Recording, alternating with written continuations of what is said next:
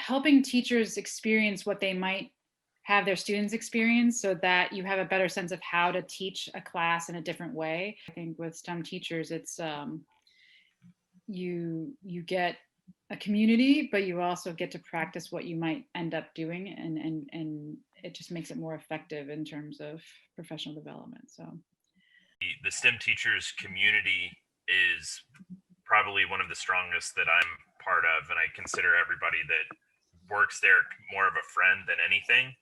Um, for me, I work at Montgomery High School in New Jersey, and there's like 1,000 of us at STEM teachers that are from Montgomery. If you haven't met us all, you will soon. I had a vision of what I wanted my classroom to look like coming out of college, and I thought it was going to take me 10 years to get there.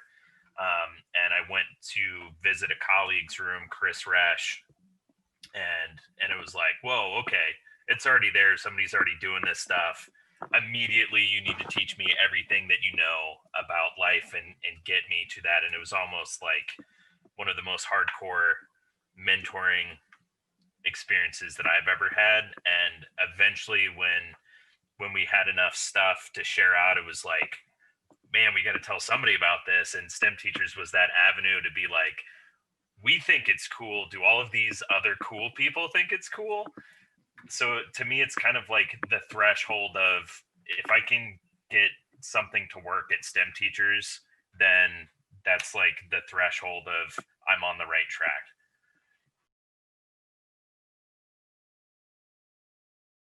you know, environmental science is one of those subjects because it's such an integrated science. It's something that hits all these different areas, and it's also social, right? There's a lot of um, issues that this really impacts humans in ways that you might not see if you're just studying physics and you're really just thinking about how things move.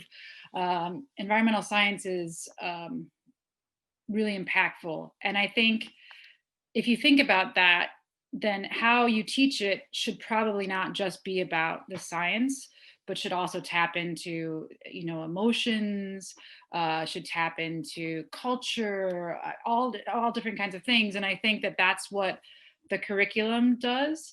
And on top of that, I think the way that, like, what the reading group does, again, it's helping teachers kind of practice what they might be doing with their students, but it also helps them to see that it can't be top down, or it's not maybe as beneficial being top down as like the teachers giving you this information.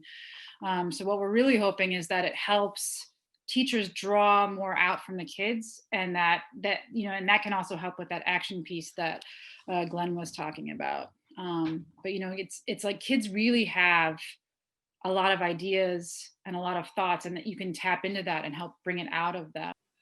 I think that there's a number of misconceptions that teachers have about how to address climate change and getting students to come up with solutions for that, and that if we can do X, Y, and Z, then we will save the world type deal. And a lot of those solutions are very simplistic. I think the workshop and the idea for we need some sort of non-fiction piece um, came out of this existential crisis that my students were having of, once you realize what the data actually says about climate change and how absolutely screwed we are, kids need a different set of skill sets to be able to tackle that feeling and handle problems um, in that way. It's a completely different skill set that's outside of scientific method.